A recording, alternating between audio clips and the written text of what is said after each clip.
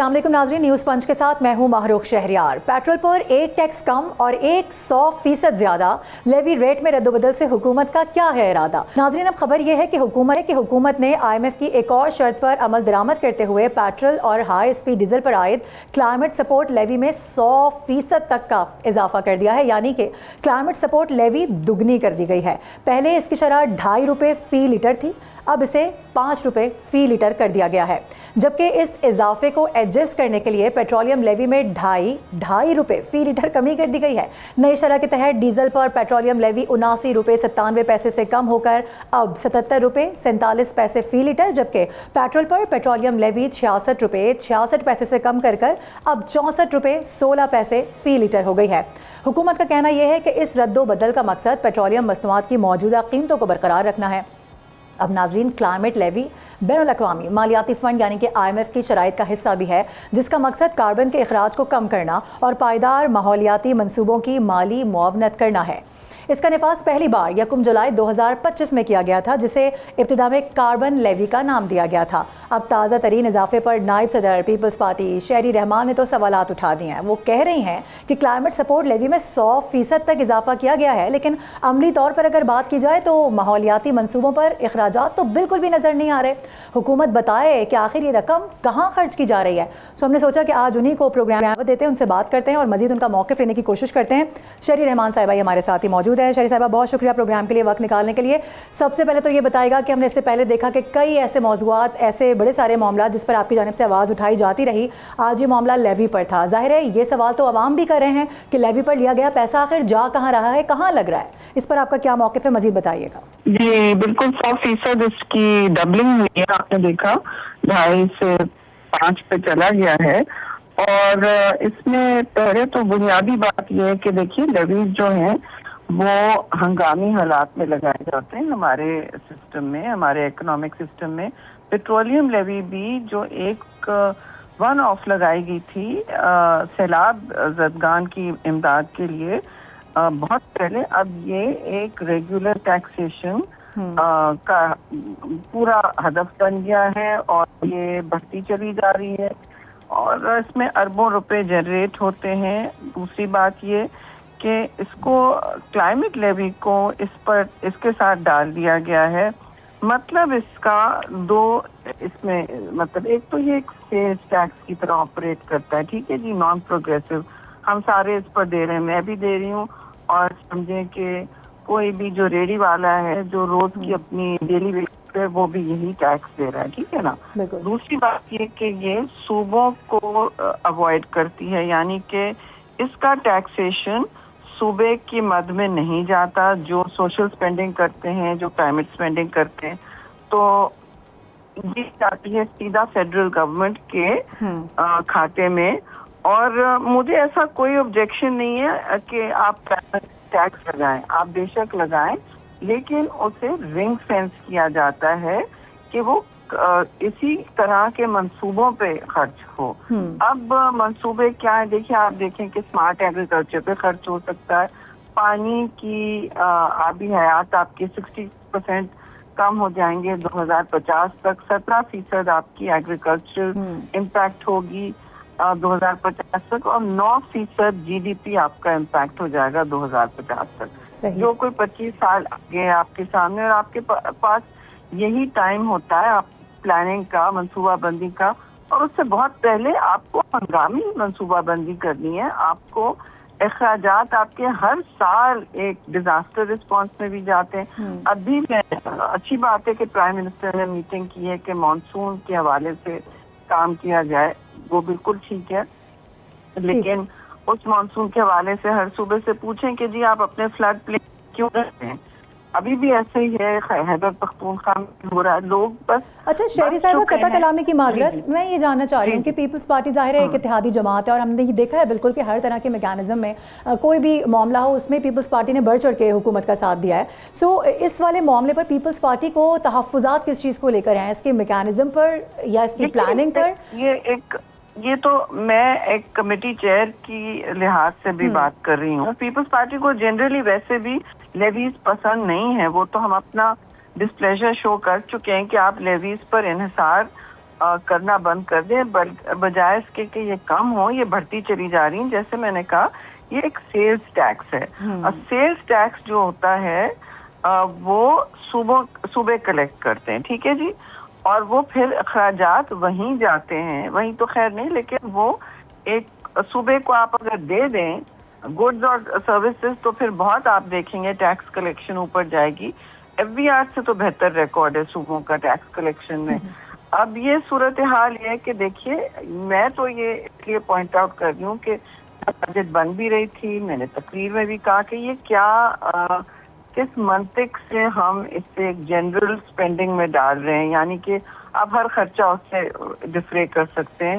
اور اس پہ نہیں میڈم اس کو تو رنگ فینس نہیں کیا ہوا، نہیں اس کے خرچے ہم کاربن ایمیشن ریڈکشن پہ جا رہے ہیں، آپ کوئی شجر کاری پہ ڈال رہے ہیں، آپ کوئی پانی کی کنال لائننگز دنیا کا سب سے بڑا ایریگیشن مین میڈ سسٹم ہے، اس میں آپ کم کرنے میں ڈال رہے ہیں، آپ کنزرویشن کیمپین چلا رہے ہیں. کس کلائمیٹ ایڈپٹیشن میتھڈ میں آپ گلیشیئر کے حوالے سے وہاں کیا کام کر رہے ہیں، کمیونٹی اویئرنیس اور وہ جو ارلی وارننگ سسٹم کی سخت ضرورت ہے اس پہ خرچہ نہیں.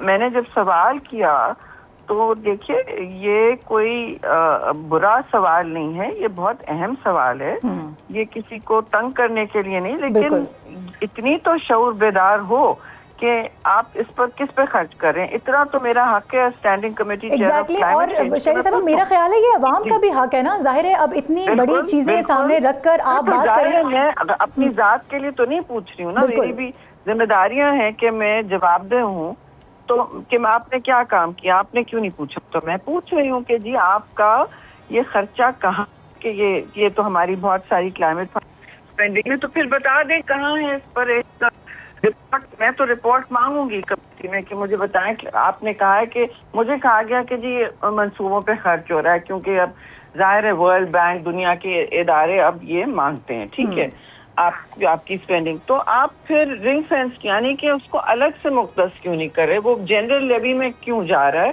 اور جنرل ٹیکس کلیکشن سے ہوتے ہوتے وہ آپ کی نارمل اسپینڈنگ میں چلے جاتا ہے، نارمل یعنی نان ڈیویزبل پول میں چلا جاتا ہے، ٹھیک ہے.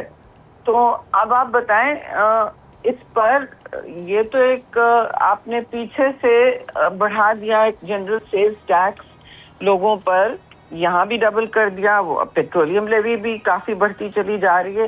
تو بھائی یہ کیا اس کی منطق ہے، یہ خرچہ کہاں ہو رہا ہے، کلائمیٹ پہ ہو رہا ہے، تو پھر رنگ فینس کیوں نہیں ہے، مطلب رنگ فینسنگ کا مطلب کہ وہ الگ مقدس ہوتا ہے نا اسپینڈنگ میں.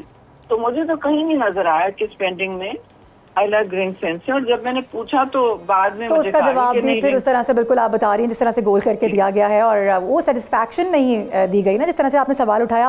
ایک توانا آواز پیپلز پارٹی کی جانب سے جس طرح سے اور دیگر مسئلوں پہ بات چیت کی جاتی رہی، اس بار بھی ہم نے دیکھا پیٹرولیم لیوی کے اوپر شہری رحمان صاحبہ ہمارے ساتھ موجود تھی، گفتگو کر دی. بہت بہت شکریہ پروگرام میں جوائن کرنے کے لیے. ایک بار پھر سے آواز اٹھائی گئی، اب دیکھتے ہیں کہ حکومت کی جانب سے اس کا کیا جواب ملتا ہے. ناظرین اب اسی معاملے پر اسی ایشو پہ بات کرنے کے لیے مزید ہمیں جوائن کر چکے ہیں اکانومسٹ ڈاکٹر فاروق سلیم صاحب. سر بہت شکریہ پروگرام کے لیے وقت نکالنے کے لیے. ڈاکٹر صاحب یہ کیا دیکھ رہے ہیں آپ، یہ جو لیوی والا معاملہ ہے آخر کب تک برداشت کرنا پڑے گا؟ یہ کہا جا رہا ہے کہ جو رد و بدل کیا جا رہا ہے، جو 100% لیوی بڑھا دی گئی ہے، یہ پیٹرولیم مصنوعات کی موجودہ قیمتوں کو برقرار رکھنے کے لیے کیا گیا ہے. ذرا یہ عام فہم میں ناظرین کو سمجھائیے گا کہ یہ جو لیوی بڑھانے سے یہ کس طریقے سے ہم سمجھ سکتے ہیں کہ پیٹرولیم مصنوعات کی جو موجودہ قیمتیں ہیں وہ برقرار رہیں گی، جبکہ عوام تو اور زیادہ کمی کا مطالبہ کرتے ہوئے نظر آتے ہیں. دیکھیے پٹرولیم لیوی جو ہے وہ 2.5 روپے کم کر دیا گیا ہے، اور کلائمیٹ سپورٹ لیوی جو ہے وہ 2.5 روپے بڑھا دیا گیا.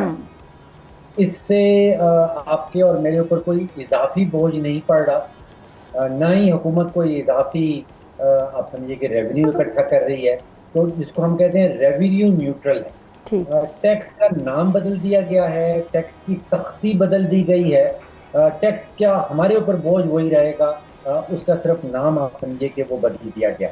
اب ایسا کیوں کیا گیا ہے، اس کا جواب تو حکومت خود سے دے سکتی ہے، لیکن یہ کہا جا سکتا ہے کہ شاید جو 2.5 روپے فی لیٹر اب اضافی ٹیکس آ جائے گا کلائمیٹ سپورٹ کی مد میں، شاید وہ ایئر کوالٹی کو بہتر کرنے کے لیے استعمال کیا جائے گا، کوئی موسمیاتی تبدیلیاں جو آ رہی ہیں ان کو بہتر رکھنے کے لیے، شاید فلڈ پروٹیکشن کے لیے. اب ₹2.5 پہلے لگا ہوا تھا کلائمیٹ سپورٹ اور ₹2.5 یہ اضافی سامنے آ گیا ہے. تو اس کے اوپر کیا اثر آئی ہے کہ ایسا کیوں کیا گیا ہے, لیکن اس کا جو امپیکٹ ہے, جو بوجھ ہے آپ کے اور میرے اوپر, وہ سمجھے کوئی اضافی سامنے نہیں آتا, وہ نیوٹرل ہے. یعنی ہم یہ کہہ سکتے ہیں کہ کان یہاں سے پکڑو یا وہاں سے پکڑو, بات تو وہی ہوئی ہے نا. اگر اضافی بوجھ نہیں پڑا تو کمی بھی ہم نہیں دیکھ رہے ہیں. اچھا یہ بھی بتائے گا کہ دنیا بھر میں اس وقت ہم دیکھ رہے ہیں جو آئل پرائسز ہیں وہ اس وقت کم ترین سطح پر تصور کیے جا رہے ہیں. یہ کہا جا رہا ہے بلکہ کہ جو پہلے کے جو پرائسز تھے وار سے پہلے کے, اس سے بھی کم ہو چکے ہیں. سو ظاہر ہے اب عوام مطالبہ کر رہے ہیں کہ پیٹرول کو مزید 100 سے ₹150 کم ہونا چاہیے. آپ سمجھتے ہیں کہ اتنی گنجائش ہے, حکومت یہ کر سکتی ہے یا کرنا چاہیے؟ دیکھیے معاملات اتنے پیچیدہ نہیں ہیں جتنا حکومت اس کو بنا کے پیش کرتی ہے.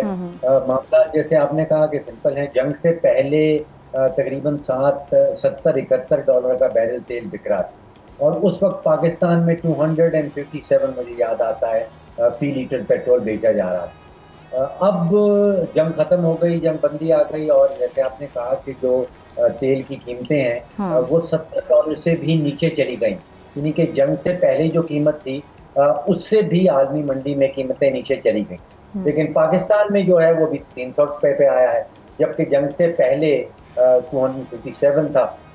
یہاں پہ مجھے جو اعداد و شمار کی بنیاد کے اوپر محسوس ہوتا ہے کہ تقریباً $40 سے $45 فی لیٹر کی گنجائش جو ہے وہ باقی تھی. حکومت کو $40 سے $45 مزید کمی لانی چاہیے تھی. صحیح, وہ نہیں آئی. اس کا مطلب کیا پڑتا ہے کہ $40-45 اگر فی لیٹر کمی لانی چاہیے تھی تو اس کا بوجھ لگ بھگ بن جاتا ہے کچھ $450 ارب سالانہ. یعنی کہ وہ $450 ارب آپ کو اور میرے اوپر بوجھ اس کا کم ہونا چاہیے تھا. تب وہ کچھ تو جائے گا حکومتی خزانہ بھرنے میں اور کچھ چلا جائے گا profit in the shapes of جو بڑی آئل مارکیٹنگ کمپنیز. تو ایک اس کا نتیجہ سامنے یہ آ رہا ہے کہ 24 کروڑ پاکستانی جو ہیں ان سے زیادہ تکڑے ہیں وہ 5 یا 6 تیل کی کمپنیاں جنہوں نے ان سارے کھیل میں جو ہے وہ اصل مال بنانا ہے. اگر آفیشلی چلے جائیں تو جو پاکستان اسٹیٹ آئل ہے اس نے جو پچھلے سال 9 مہینوں میں $15 ارب کمایا تھا, اب وہ تقریباً 38 بلین پہ پہنچ گئی. وہاں پہ 100 اور کوئی 50% پروفٹ میں اضافہ ہوا ہے. اسی طرح نیشنل ریفائنری میں, اٹک ریفائنری میں, سبھی میں تقریباً 100%, 150% ان کے جو پروفٹس ہیں وہ بڑھ گئے. صحیح, ٹھیک ہے, all right. Thank you so much doctor Farooq Saleem صاحب فار جوائننگ اس. اہم میرے پیٹرول پر لیوی اور اس پر کیا اس کے اثرات ہو رہے ہیں, عوام کیا مطالبات کر رہے ہیں, اس سلسلے میں بات کی جا رہی تھی. یہاں وقت ایک بریک کا, بریک کے بعد واپس آئیں گے, دیگر اہم ایشوز پہ بات کریں گے. Welcome back. ناظرین, مشرق وسطیٰ کی بات کریں گے جو کہ اس وقت بارود کے ڈھیر پر کھڑا دکھائی دے رہا ہے. ایک جانب تو امن کے لیے سفارت کاری چلی ہے, جبکہ دوسری طرف جنگ کے شعلے ہیں جو کہ بھڑکنے کا خطرہ اب بھی موجود ہے. دھمکیوں کی گونج بھی سنائی دے رہی ہے. قطر کے دارالحکومت دوحہ میں امریکہ اور ایران کے درمیان خفیہ اور حساس نوعیت کے ٹیکنیکل مذاکرات کا باقاعدہ آغاز ہو چکا ہے, جس میں پاکستان اور قطر ثالث کا کردار ادا کر رہے ہیں. اب براہ راست بات چیت کے بجائے ثالثوں کے ذریعے بات چیت میں مذاکرات ایرانی سپریم لیڈر کی نماز جنازہ کے بعد جاری کرنے پر اتفاق ہو چکا ہے. آپ کو بتا دیں کہ جیسے ہی دوحہ سے مثبت پیش رفت کی خبریں باہر آئی ہیں, عالمی منڈی میں خام تیل کی قیمتیں ایک دم سے نیچے آئی ہیں, جو 4 ماہ کی کم ترین سطح سمجھی جا رہی ہے. اور ادھر وال اسٹریٹ جرنل کی رپورٹ یہ کلیم کر رہی ہے کہ صدر ٹرمپ نے اپنے مشیروں کے ساتھ ملاقاتوں کے دوران ایران کے خلاف مزید فضائی حملوں کے امکانات پر بھی غور کیا, لیکن پھر بات چیت جاری رکھنے پر فیصلہ کر لیا گیا. اب صدر ٹرمپ کا کہنا یہ ہے کہ ایران کو جوہری ہتھیاروں سے پاک کرنے کا عمل بخوبی آگے بڑھ رہا ہے. دوسری طرف تہران ہے, جس سے ایران کے قائم مقام وزیر دفاع نے امریکہ کو 2 ٹوک اور سخت الفاظ میں جواب دیتے ہوئے واضح کر دیا ہے کہ میزائل اور ڈرون پروگرام ایران کی ریڈ لائن ہے, جس پر کسی قسم کا کوئی سمجھوتا یا مذاکرات ہرگز نہیں کیے جا سکتے. جبکہ اسرائیلی وزیر دفاع کی دھمکی نے خطرات ایک بار پھر سے بڑھا دیے ہیں کہ ایران کے ساتھ جنگ اگلے دنوں میں دوبارہ بھی بھڑک سکتی ہے, اور اسرائیل کارروائی کے لیے کسی کی اجازت کا محتاج بھی نہیں ہے. اسرائیل نے ایرانی سپریم لیڈر مجتبیٰ خامنائی کو بھی ٹارگٹ کرنے کی دھمکی دے رکھی ہے, جس پر ایرانی وزیر خارجہ عباس عراقچی نے بھی اسرائیل کو وارننگ دیتے ہوئے کہہ دیا ہے کہ اگر حد پار کی گئی تو ایسا سبق سکھایا جائے گا جو دنیا یاد رکھے گی۔ اب ناظرین، سفارتکاری کی اس شطرنج پر جہاں پاکستان اور قطر خطے میں امن کے لیے کوشاں ہیں، وہیں پر جنگ کا خطرہ ہے جو کہ ابھی تک ٹلا نہیں ہے۔ اب سوال یہ ہے کہ کیا دوحہ مذاکرات مشرق وسطیٰ کو کسی بڑی تا پائیں گے یا پھر اسرائیل کی ہٹ دھرمی دنیا کو بڑی جنگ کی جانب پھر سے دھکیل دے گی؟ ناظرین، اسی پوری صورتحال پر بات کرنے کے لیے اس وقت ہمیں جوائن کر چکی ہیں IR ایکسپرٹ ہما بقائی صاحبہ، ان کو ویلکم کریں گے۔ بہت بہت شکریہ ہما صاحبہ پروگرام کے لیے وقت نکالنے کے لیے۔ سب سے پہلے تو یہ کہیے گا کہ جو ریسنٹ سچویشن اس وقت چل رہی ہے ایران کو لے کر، جو تنازعات، جو معاملات ہیں، مذاکرات آگے بڑھ بھی رہے ہیں، نہیں بھی بڑھ رہے ہیں، کیا اس سے اخذ کیا جا سکتا ہے؟ آگے آنے والے دن کیسے ہو سکتے ہیں؟ اور جو 60 روز کی بات کی جا رہی تھی، یہ اس میں فلفل ہو سکے گا، پریویل کر سکے گا؟ دیکھیے، ایک بات تو واضح ہے کہ یہ بہت فریجائل اور بہت مشکل کانورسیشنز اور نیگوسیشنز ہیں، اور کبھی نیگوسیشنز ایسا لگتا ہے کہ بالکل ڈی ریل ہو گئیں۔ ابھی بھی بالکل ایسا ہی لگ رہا تھا کہ جو لیٹسٹ راؤنڈ آف کانفرنٹیشن تھا اس کے بعد شاید امن کی امید دھیمی پڑ رہی تھی، لیکن اچھی بات یہ ہے کہ آن ریل رہتی ہیں نیگوسیشنز۔ تو اس وقت صورتحال یہ ہے کہ انڈائریکٹ کانورسیشنز ہوئی ہیں تھرو دا میڈیٹر دوحہ میں، اور میڈیٹر ظاہر ہے کہ قطر اور پاکستان ہے، اور اس میں یہ بات طے ہوئی ہے کہ ایک چینل بنایا جائے گا، مواصلاتی چینل ہوگا، جہاں پر جو اس کی وائلیشنز ہیں، کیونکہ جو سب سے بڑی سمجھیے شکایت آ رہی ہے بالخصوص ایران کی طرف سے، وہ معاہدے کی سمجھیے وائلیشنز ہیں، یا جو معاہدہ کیا گیا ہے اس کی برخلافی ہے۔ تو اس کو ایڈریس کرنے کے لیے ایک چینل کے بارے میں بات ہوئی ہے، اور کچھ چیزیں جس پر اتفاق نظر آتا ہے، فار ایگزامپل ایران کی ڈی نیوکلرائزیشن پہ یا انرچمنٹ یورینیم پہ کچھ اتفاق نظر آتا ہے، لیکن جو بڑی چیز ہے جس سے ایسا لگتا ہے کہ یہ صورتحال صحیح ڈگر پہ چلے گی، وہ یہ ہے کہ جو ایسٹس ہیں قطر میں، بالخصوص ایران کے جو منجمد ایسٹس ہیں، ان میں سے 50% ریلیز ہونا شروع ہو گئے۔ ٹھیک، اچھا، لیکن ہرمز پہ ایران کا کنٹرول بدستور ہے، اور وہ اس کنٹرول کو ایز اے بارگیننگ چپ استعمال کرتا رہے گا۔ آلرائٹ، اب ہما صاحبہ، لیکن گزشتہ ہفتے تو ہم ٹرمپ کو یہ کہتے ہوئے بھی سنتے ہوئے ہم نے ان کو دیکھا کہ وہ کہتے ہیں کہ جی ایسٹس میں سے کچھ بھی ابھی تک ریلیز نہیں کیا گیا ہے، ابھی بھی ہمارا ہی کنٹرول ہے تمام ایسٹس کے اوپر، بلکہ وہ تو اپنے کسانوں سے مخاطب ہو کے یہ بھی فرما رہے تھے کہ اب ہم اس سے کارنز خریدیں گے اور دیگر چیزیں خریدیں گے، اور ہمارا کسان وہاں جا کر اب کاشت بھی کرے گا، اور وہیں سے پھر ہم اس پورے معاملے کو آگے بڑھائیں گے، ایک ٹریڈ کا سلسلہ شروع ہوگا۔ اور دوسری جانب یہ والی خبریں بھی گردش کر رہی ہیں، جس طرح سے آپ کہہ رہی ہیں ایسٹ والا معاملہ ہے، اس پر کافی حد تک بات چیت آگے بڑھی ہے، تو پھر اس کو کس تناظر میں دیکھا جانا چاہیے؟ اسٹریٹجک ایمبیگوٹی ہے جی، دونوں جو فریقین ہیں وہ اپنی اپنی آڈینس کو کھیلتے ہیں۔ ٹرمپ جو ہیں وہ سخت بات بھی کرتے ہیں اور نرم بات بھی کرتے ہیں۔ ابھی لیٹسٹ انہوں نے کہا کہ دوحہ میں اچھی پیش رفت ہوئی ہے۔ اسی طرح ایران میں وہ ڈائریکٹلی امریکہ سے بات نہیں کر رہے، لیکن پیس ڈیل سے کمیٹڈ نظر آتے ہیں۔ اس پوری صورتحال میں جو ایلیفنٹ ان دا روم ہے نا جی، وہ اسرائیل ہے، کیونکہ اسرائیل تواتر کے ساتھ یہ کوشش کرتا ہے کہ کسی طرح اس پروسیس کو ڈی ریل کر کے دوبارہ جنگ شروع کرا دے۔ تو جو آخری بار جنگ ہوئی، اس میں آپ نے آخری بار جو آپس میں ایکسچینج آف فائر ہوا، اس میں آپ نے دیکھا کہ ایران پر حملے ہوئے امریکہ کی طرف سے، اور اس کے نتیجے میں ایران نے بحرین اور کویت پہ حملے کیے، اور اس کے نتیجے میں آج بحرین میں ایک بہت امپورٹنٹ سیکیورٹی کانفرنس ہو رہی ہے، یہ اس وقت ہو رہی ہے یا بھی ہو چکی ہے۔ تو صورتحال کچھ اس طور ہے کہ ایک اسٹریٹجی ہے ایران کی، اور ایران کی اسٹریٹجی یہ ہے کہ وہ ہاریزونٹل ایکسپینشن آف تھیٹر کرتا ہے، یعنی وہ تل اویو پہ حملہ نہیں کرتا، وہ ان جگہوں پہ حملہ کرتا ہے جہاں پر امریکی اڈے ہیں، اور پھر وہ اس بات کا بھی ادراک کرتا ہے کہ اگر حملے بند ہو جائیں تو پھر وہ ان کو سمجھیے اٹیک نہیں کرتا۔ فار ایگزامپل وہ خلیجی ممالک کو اٹیک نہیں کرتا، سعودی عرب کو اٹیک نہیں کرتا، وہاں پاکستان کا بھی ایک کردار ہے۔ بحرین اور کویت پہ بھی اٹیکس ہوئے ہیں لیٹلی۔ تو ایسا لگتا ہے کہ یہ بائی اسٹریٹجی ایران اسرائیل کو تنہا کرتا ہے، تاکہ اگر کانفرنٹیشن ہو تو ڈائریکٹ اسرائیل کرے۔ وہ اب اسرائیل کے لیے مشکل ہے، کیونکہ چاہے کوئی یہ بات مانے یا نہیں مانے، ایران نے، لیبنان نے مل کر اسرائیل اور امریکہ دونوں کو ایک بلڈی نوز تو دی ہے. کون سوچ سکتا تھا کہ یہ صورتحال جو ہے اتنے 100 روز سے اوپر چلے گی اور پھر ٹیبل پر بیٹھ کر اس کے حوالے سے ڈیل کی بات ہوگی. اور اس کے علاوہ کوئی چارہ کار نظر نہیں آتا، کیونکہ آپ دیکھیے کہ غزہ میں کیا ہو رہا ہے. غزہ کے بارے میں آج ایک رپورٹ آئی ہے جس میں 90% غزہ تباہ ہو گیا ہے اور 80% حصے پر اسرائیل کا قبضہ ہے. اور اسرائیل کہتا ہے نہ میں غزہ سے پیچھے ہٹوں گا، نہ لیبنان سے پیچھے ہٹوں گا، نہ سیریا سے پیچھے ہٹوں گا. اب یہ جو ہٹ درمی ہے جو انٹرنیشنل لاء کے بالکل برخلاف ہے، یہ پیس پروسیس کو ڈیریل بھی کرتی ہے، لیکن ایران کو ان سم ویز مضبوط کرتی ہے، کیونکہ ری تھنک شروع ہو گیا ہے مڈل ایسٹ میں بالخصوص کہ جو مڈل ایسٹ کا سیکیورٹی آرکیٹیکچر ہے اس کو انڈیجنائز کرنے کی ضرورت ہے. صحیح. اس میں جو ویسٹ کا بالخصوص امریکہ کا کردار ہے اس سے کوئی فیض حاصل نہیں ہوا. یہ بڑا پیراڈائم شفٹ ہوگا گراؤنڈ پہ. جے ڈی وینس کے جو بیانات ہیں، جو اسٹیٹمنٹ ان کے سامنے آئے، وہ تو بڑے اسٹریٹ فارورڈ تھے جو ہم نے دیکھے ابھی گزشتہ ہفتے انہوں نے دیے ہیں. اور اس کے بعد پھر ہم نے ہٹ دھرمی اسرائیل کی جانب سے یہ دیکھی ہے کہ وہ یہ کہتا ہے کہ اب تو ہمیں امریکہ کی بھی ضرورت نہیں ہے، اب کسی قسم کا ہمیں ساتھ نہیں چاہیے، ہم اکیلے اسٹرائک کر سکتے ہیں. So do you think so کہ وہ آگے ایسا کر سکتا ہے؟ اسرائیل یہ کہہ سکتا ہے، اسرائیل یہ کر نہیں سکتا. اسرائیل کو جو واحد ملک روک سکتا ہے وہ امریکہ ہے.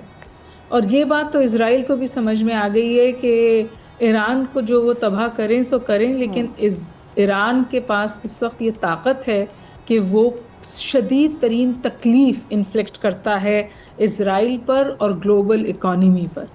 جب دنیا کی معاشی صورتحال پہ ضرب پڑتی ہے تو اس کے اثرات امریکہ کے اندر بھی محسوس کیے جاتے ہیں. اس لیے آپ کو پریزیڈنٹ ٹرمپ یہ کہتے ہوئے نظر آتے ہیں کہ جی آئل کی پرائسز کم ہو رہی ہیں. اور دیکھیے مارکیٹ یہ جو ایکسچینج ہے of hot words now and then, اس کو سیریسلی نہیں لے رہی مارکیٹ. اس کا رسپانس اس وقت یہ ہے کہ تیل کی جو قیمتیں ہیں وہ جنگ سے پہلے سے بھی نیچے چلی گئی ہیں. اسٹاک مارکیٹس قدر بہتر پرفارم کر رہی ہیں. تو لہٰذا میں سمجھتی ہوں کہ اسرائیل کو ریسٹرین کرنے سے زیادہ نتن یاہو کو ریسٹرین کرنے کی ضرورت ہے. صحیح. کیونکہ ان کی سیاسی بقا جڑی ہوئی ہے اس جنگ کے ساتھ. ٹھیک ہے. تو وہاں پر میرے خیال ہے امریکہ بیہائنڈ ڈورز بھی کام کر رہا ہے، لیکن یہ تلوار اس پیس پروسیس پہ لٹکی رہے گی. آلرائٹ، تھینک یو سو مچ ہما بقائی صاحبہ فار جوائننگ اس. اور بڑا امپورٹنٹ ایشو جس پر گفتگو کری تھی. اسی کے ساتھ یہاں پر وقت ہو گیا بریک کا. بریک کے بعد واپس آئیں گے، دیگر ایشوز پہ بات کریں گے. Stay with us. Welcome back once again. ناظرین، پاکستان نے خواریوں کو افغانستان میں نشانہ بنایا، لیکن تکلیف نئی دلی کے اقتدار کے ایوانوں میں ہو رہی ہے. افغانستان میں خواریوں کے خلاف پاکستان کی حالیہ کارروائی پر بھارت کا رد عمل الٹا چور کوتوال کو ڈانٹنے والا معاملہ لگتا ہے. پاکستان نے اتوار کے روز افغانستان کے اندر چھپے پاکستان دشمن فتنے، خوارج اور عسکریت پسندوں کے ٹھکانوں پر سرجیکل اسٹرائکس کی ہیں اور 29 دہشت گردوں کو واصل جہنم کیا گیا. اس کا درد کابل میں نہیں بلکہ نئی دلی میں محسوس کیا جا رہا ہے. بھارتی وزارت خارجہ نے پاکستان کی اس جائز اور دفاعی کارروائی کو کھلی جارحیت قرار دے دیا ہے، جس کا پاکستان کے دفتر خارجہ کی طرف سے منہ توڑ جواب بھی دیا گیا. پاکستان نے دو ٹوک الفاظ میں واضح کر دیا کہ پاکستان اپنے شہریوں کے تحفظ کے لیے کسی بھی حد تک جا سکتا ہے. دفتر خارجہ کے ترجمان نے بیان میں کہا ہے کہ انڈیا افغانستان کی سرزمین سے پاکستان کے خلاف سرگرم دہشت گرد گروہوں کی معاونت اور سرپرستی بھی کرتا رہا ہے، جو کہ اقوام متحدہ کی سلامتی کونسل کے متعلقہ پابندیوں کے نظام کے خلاف ورزی ہے. اب حقیقت یہ ہے کہ بھارت خود افغانستان کی سرزمین کو پاکستان کے خلاف استعمال کر رہا ہے. ٹی ٹی پی ہو اور دہشت گرد گروہ، ان کی سرپرستی کی جا رہی ہے، اور جب پاکستان ان کے بلوں میں گھس کر ان کو مارتا ہے تو مودی سرکار بلبلا اٹھتی ہے. اگر دہشت گردوں کی سرپرستی کو بین الاقوامی قوانین کے خلاف ورزی نہیں کہتے تو پھر کیا کہتے ہیں؟ کیا بھارت کا یہ واویلا اس بات کا ثبوت نہیں کہ پاکستان کے حملوں میں نشانہ بننے والے کے تانے بانے نئی دلی سے جڑے ہوئے ہیں؟ اسی تمام تر صورتحال پہ بات کرنے کے لیے اس وقت ہمیں ظاہر شاہ شرازی صاحب جوائن کر چکے ہیں، سینئر اینالسٹ ہیں ہمارے. بہت بہت شکریہ شرازی صاحب وقت نکالنے کے لیے. ہم نے دیکھا ابھی 2 روز قبل جس طرح سے پاکستان کی جانب سے زبردست اسٹرائکس کی گئی ہیں، 29 دہشت گردوں کو جہنم واصل کیا گیا ہے، لیکن اس کے بعد ہم دیکھ رہے ہیں کہ جو مسئلے مسائل ہیں وہ بھارت میں اٹھنا شروع ہو گئے ہیں. پیٹ میں مروڑ بھارت کی اٹھ رہی ہے، تو ظاہر ہے پھر ہم ریلیٹ نہ کریں اس کو پراکسیز کے ذریعے کس طرح سے اپنا یہاں پہ کام دکھایا جا رہا ہے. بار بار یاد دہانی کے باوجود اور بار بار انتباہ کے باوجود بھی اگر لگام نہیں ڈل رہی ہے تو ڈالنی تو پڑے گی. دیکھیے کل کے جو واقعات ہوئے میرے خیال میں ایک تو ہندوستان کا کنسرن کی ریلیونٹ ہے، نہ تو وہ افغانستان کے ساتھ اس کا بارڈر ملتا ہے، نہ کوئی اور ایسے معاملات ہیں، لہٰذا یہ بالکل ویزیبل ہے. جو آپ نے بات کی پراکسیز تو ویسٹرن بارڈر سے آپریٹ کر رہی ہیں, دوسری رائے نہیں ہے. اب کل آپ نے دیکھا کہ بلوچستان کے اندر 4 ڈرونز جو ہے وہ پاکستان کی سیکورٹی فورسز نے جیم کر کے وہ اتارے. اب ان ڈرون کے میک کو دیکھا جائے تو زیادہ تر اطلاعات یہی ہیں, انٹیلیجنس سورسز بھی کہہ رہے ہیں کہ یہ شاید ہیرو ڈرونز ہیں جو کہ اسرائیلی استعمال کرتے ہیں اور جو کہ 9 مئی میں پاکستان کے خلاف ہندوستان نے استعمال کیے تھے. لہٰذا ہم یہ کہہ سکتے ہیں کہ جو موساد اور راگ کی پراکسی ہے انہوں نے مل کے پاکستان کے خلاف 9 مئی کا حملہ کیا تھا, جس کو وہ آپریشن سندور کہتے رہے, اور ہم نے جس طریقے سے اس کو رسپونڈ کیا وہ ویزیبل ہے. دوسرا پہ دیکھیں پشاور کے مضافات میں بھی 2 دن قبل ایک ڈرون گرا ہے, اس کی بھی اسسمنٹ کی جا رہی ہے. اب ایک سوال بار بار یہ پیدا ہوتا ہے کہ پاکستان نے جب دہشت گردوں کے ٹھکانوں کو ٹارگٹ کیا اس کے جواب میں افغان جو منسٹرز ہیں, 2 منسٹر, ایک ذبیح اللہ مجاہد, دوسرا حیات اللہ فراہی جو کہ ان کے کلچر کے منسٹر ہیں, انہوں نے اوپنلی تھریٹ کیا کہ ہم پاکستان کے خلاف کارروائی کریں گے. پھر آپ دیکھیں سوشل میڈیا اکاؤنٹس کے اوپر باقاعدہ نیریٹ کیا جاتا ہے کہ انہوں نے جو ہے پاکستان کے خلاف فضائی کارروائی کی ہے. تو what does it mean? It mean کہ جو ہاسٹائل قوتیں ہیں وہ ڈرون بھی دے رہی ہیں, وہ ایکسپلوسیو بھی دے رہی ہیں, وہ دہشت گردوں کو سپورٹ بھی کر رہی ہیں, فائنینشیل ایڈ بھی جا رہی ہے. اور اس میں کوئی دوسری رائے اب نہیں ہے کہ لداخ کے اندر جو ٹریننگ کیمپ قائم کیا گیا ہے موساد اور راگ کی جانب سے, وہ جوائنٹلی آپریٹ کر رہے ہیں, اور وہ اس وقت ان تمام گروپوں کو ٹرین کر رہا ہے, چاہے وہ PLA ہے, چاہے وہ TTP ہے, چاہے وہ جماعت الاحرار ہے, اور وہ پاکستان کے ویسٹرن بارڈر سے ہماری سیکورٹی کو نیوٹرلائز کر رہے ہیں. اب پاکستان کی جانب سے میرے خیال میں تو یہ سمجھتا ہوں کہ رسپانس بڑا افیکٹو ہونا چاہیے اور ہوگا بھی. اور اب شاید پاکستان نہ تو چین کی ریکویسٹ پہ یہ کارروائی روکے گا, نہ قطر کی ریکویسٹ پہ روکے گا. بالکل شاہ صاحب, sorry to interrupt you, if I am not wrong, تو یہ جو بھی حالیہ کارروائیاں کی گئی ہیں فضائی اٹیکس کے بعد ہم نے پہلی دفعہ دیکھا ہے کہ زمینی کارروائی کی گئی ہے, رائٹ؟ دیکھیں بالکل یہ باجوڑ کے بارڈر کے اوپر کہا گیا ہے, کنڑ میں ایک آپریشنلی کہا گیا ہے کہ گراؤنڈ ٹروپ سے موو کیا ہے, اور جہاں جماعت الاحرار کے کئی ٹھکانے تھے کنڑ کے اندر, پکتیا اور پکتیکا کے اندر, وہاں ان کو نیوٹرلائز کیا گیا ہے. جماعت الاحرار کو اگر ہم دیکھیں تو زیادہ تر ہم نے مومند اور باجوڑ کے جو طالبان تھے وہ ان میں شامل رہے. لہٰذا بلکہ اس کے پہلے ہم نے کنڑ میں ساتھ چمن بارڈر کے ساتھ بہت سارے ایسے کی اسٹریٹجک ایریاز تھے جن کو پاکستانی سیکورٹی فورسز نے ٹیک اوور کیا, اور وہاں بفر زون بنائے گئے ہیں. تو دس از آلسو این آئیڈیا کہ آپ پاکستان کے خلاف ہونے والی دراندازی کو روکنے کے لیے اور دہشت گردی کی کارروائیوں کو نیوٹرلائز کرنے کے لیے بہت سارے ایسے بفر زون بنیں گے جو کہ ہم سمجھتے ہیں افغان طالبان اور ان کی فورسز جو ہے وہ فیسیلیٹیٹ کرتی ہیں ان تمام دہشت گردوں کو جو پاکستان کے اندر داخل ہوں. تو میرے خیال میں یہ پاکستان کی اسٹریٹجی کا ایک افیکٹو حصہ رہے گا.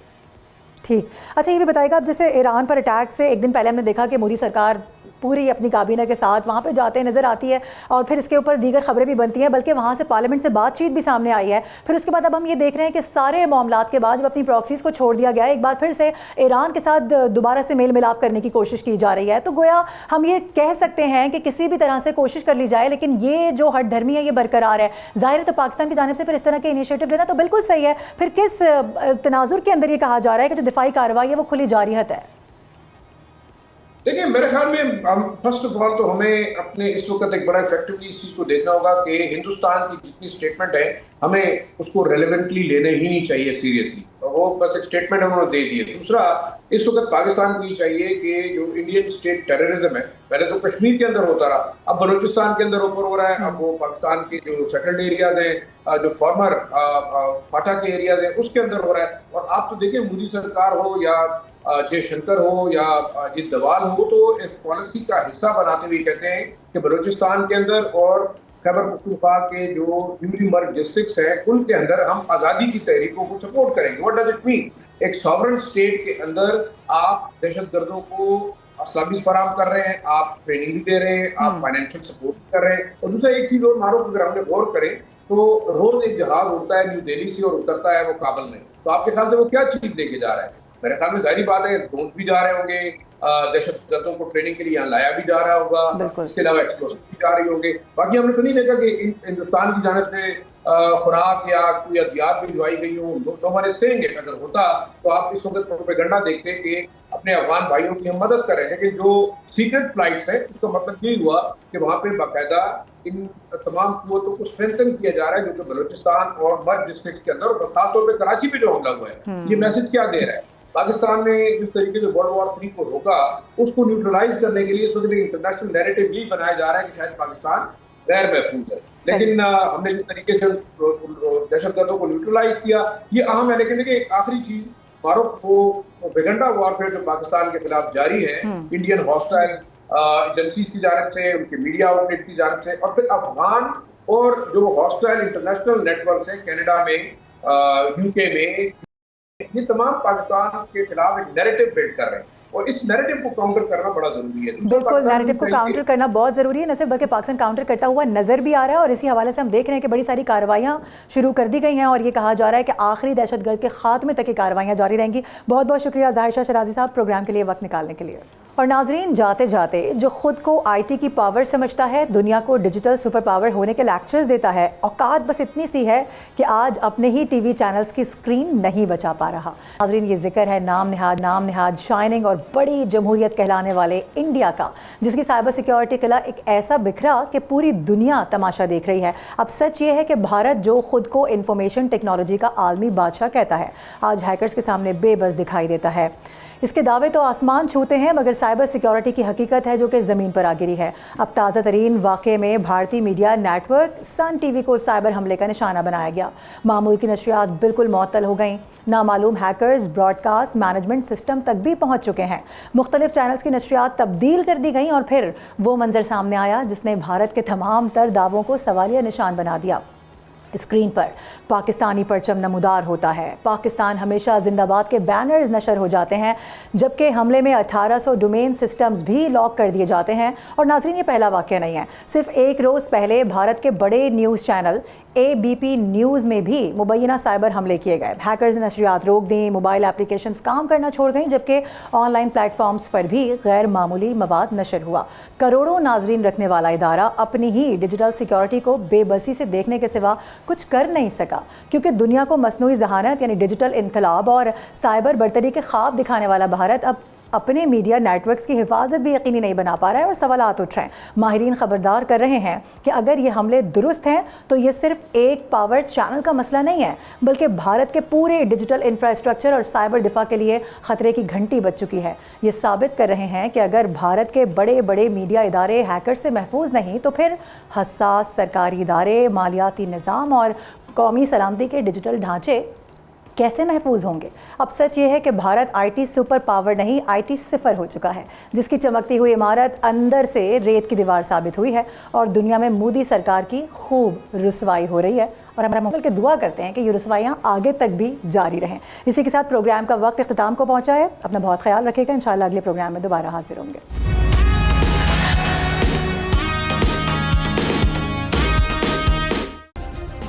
سبسکرائب کریں اور بیل دبائیں تاکہ کوئی خبر رہ نہ جائے.